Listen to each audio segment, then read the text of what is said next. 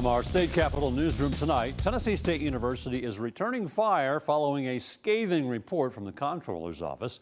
The Treasury recommended the legislature change the Board of Trustees and other top administrators. News 2's Chris O'Brien attended the hearing today and joined us in studio with more. Chris? Bob, good evening. Last week, Republican leadership in our state signaled it was willing to make changes in leadership at TSU.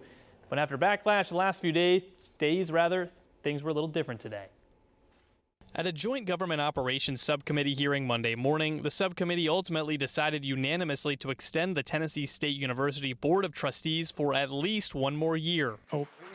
A comptroller audit resulted in serious findings, including that TSU increased its scholarship budget by nearly 350% from about $6.4 million from tuition and fees to over $28 million. That led to a 217% increase in housing demand. That's something the comptroller says it did not have the money to do.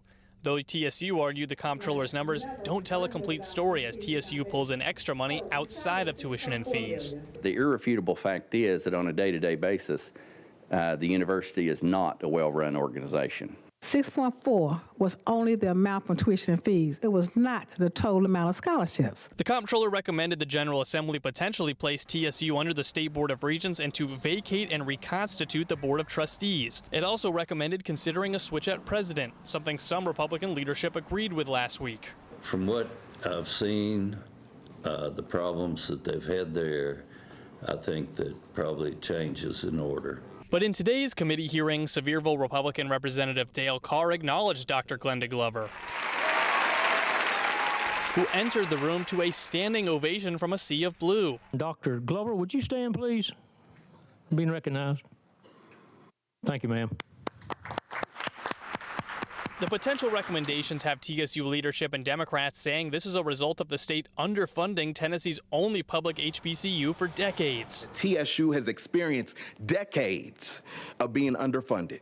If we'd had the money that we were due, perhaps our buildings wouldn't be falling down. The unanimous vote to keep the board is not binding. It's simply a recommendation to the full government operations committees.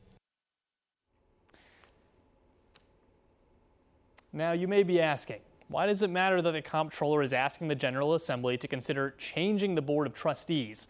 A Board of Trustees typically has really major responsibilities. They make decisions like the hiring of a president, reviewing academic changes, or approving the annual budget. Bob?